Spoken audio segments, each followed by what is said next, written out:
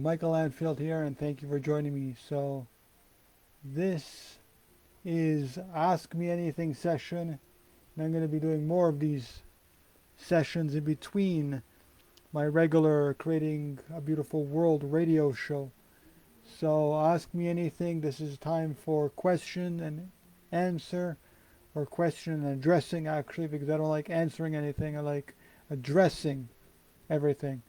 Oh, now I'm live, okay. Hi everyone, Michael Anfield here, and thank you for joining me. I was speaking and I wasn't even live yet, but or maybe I was, I don't know. Because it is in real time actually.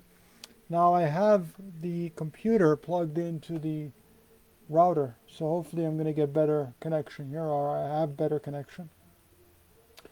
And this is Ask Me Anything session, so ask me anything you like.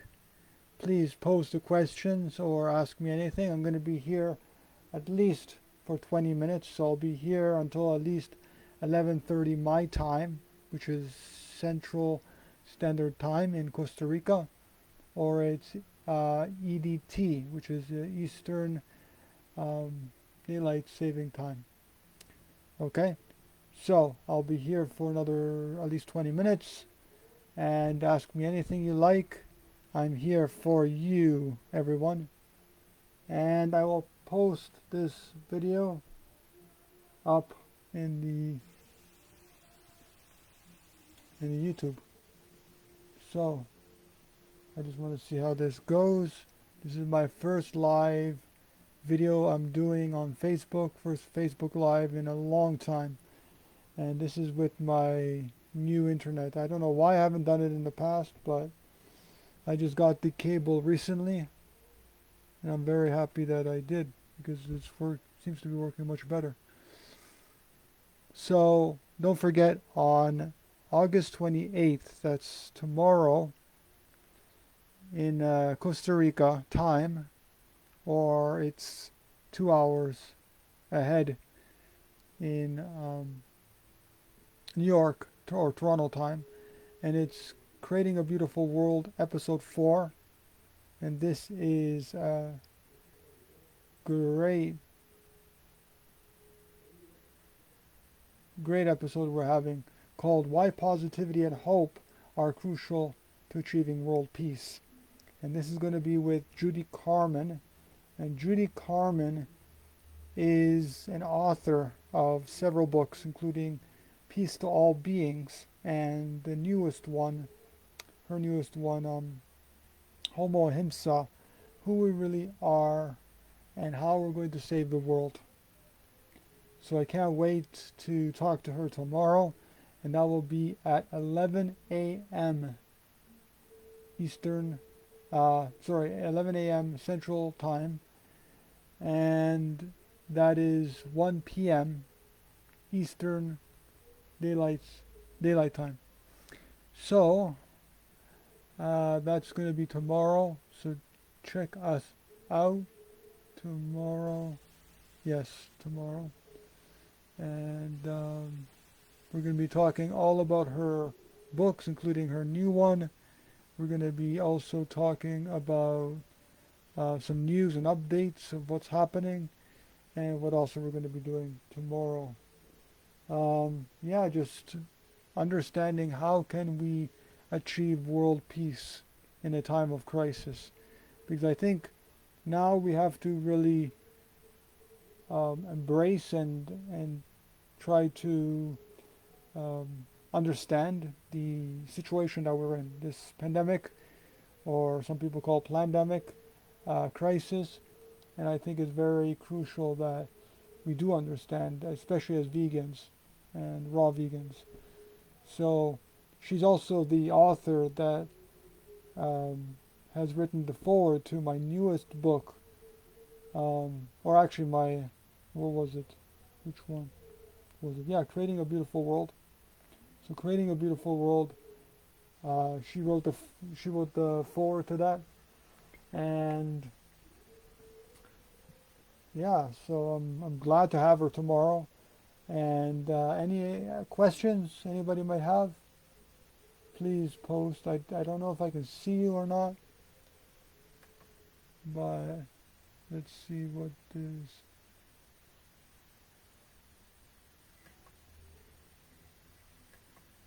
Let's see what this is. This is new system that Facebook has created, and yeah, so we'll see how that goes. It doesn't seem like it's doing the best.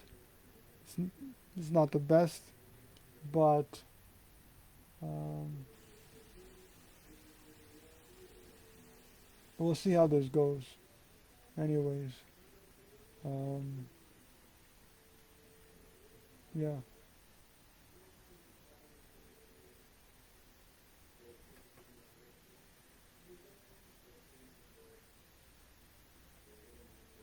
Oh, I was just off.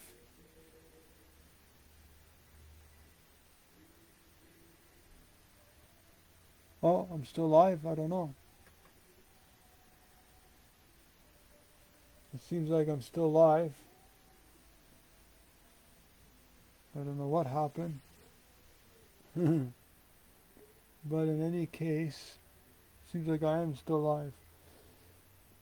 Yeah, so it's a beautiful day in Costa Rica here, and I'm so blessed to be alive. I'm grateful, and it's so great and really, I think, vital, especially for us as vegans, to be positive and hopeful in this time of crisis. And though a lot of us may be struggling financially, or we may,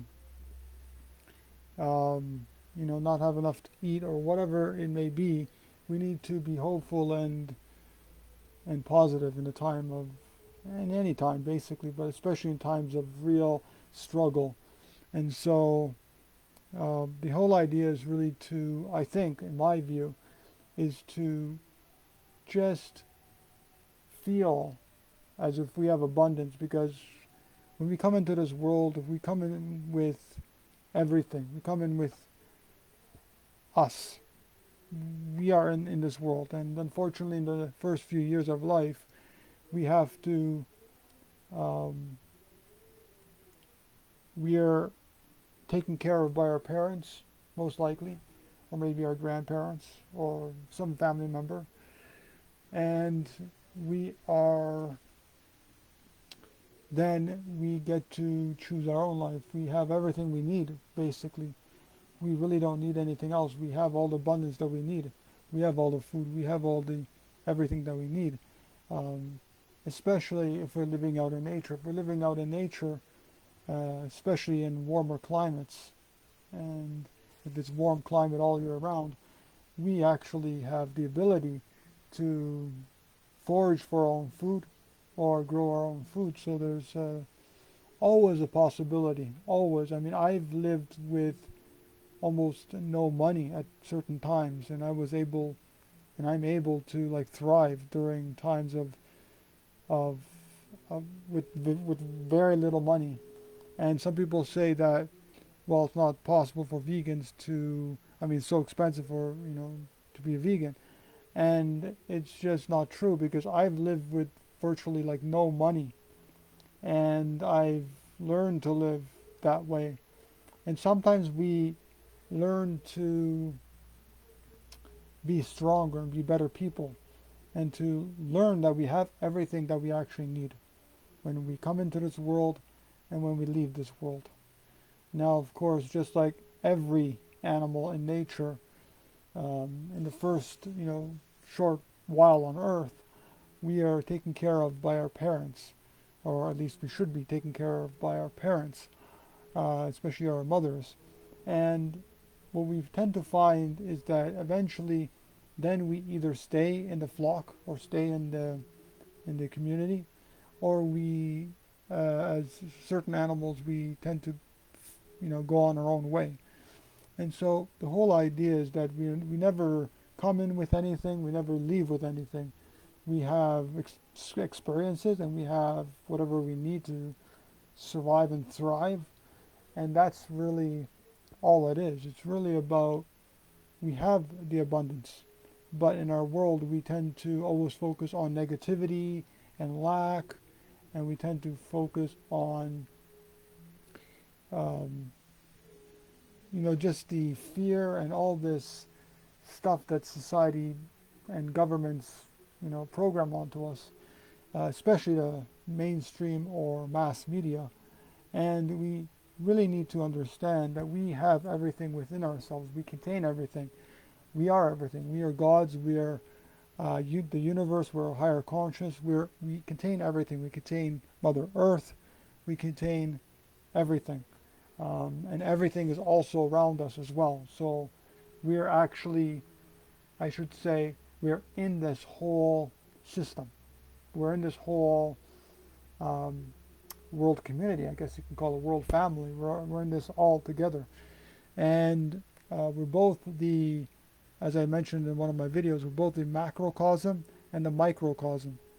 So we're both the minute, small things that make up, the body, and also the bigger things that make up this earth and the universe, because we're all part of this. And so I think the whole idea, especially in a time of crisis today, is really to understand that no matter what, we're given information or anything like that, we have the ability, okay, to heal ourselves. We have the ability to heal the world and heal each other. We, at one point, we're all one, as one source, or one God, or however you want to call that source. And we separated from that source. But we separated physically, yes, but energetically we stayed interconnected. We stayed, as science calls it, entangled, or entanglement. So we stayed entangled all together, and that's why whenever something happens in one part of the world, it actually vibrates to another part of the world, because the energy is still connected. No matter how far apart we are, the energy is still connected. And so the whole idea is to understand this, to understand that we're all interconnected, and to understand whatever we do to ourselves and to another being, it affects everything, affects everyone and everything on this earth and within the universe. And so we're not alone. We're not this one little speck of dust. And though we may feel that we are this one little pebble or this one little drop in the ocean, and though we actually are, we're that macrocosm, that one drop, but at the same time we are the whole ocean as well, because we are all energetically connected. And so again, whatever we do, whatever it is, if it's to ourselves or it's to other beings, we ultimately do to ourselves and the other being as well. So it affects everything. And so we need to realize that if we don't see ourselves as interconnected, if we don't see ourselves as, whatever we do to ourselves, we do to others, and vice versa, then we don't really have this consciousness within us, or this intelligence within us, because intelligence is the ability to make connections. If we can't make these vital connections, particularly to our food choices and to the animals that we kill, or we get someone to do it for us, or to steal from them, or anything like that, then we're definitely not intelligent.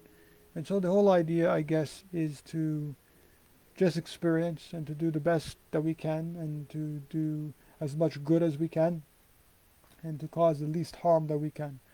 And so my books go into this in detail, and if you want to learn more about this, you can get my books.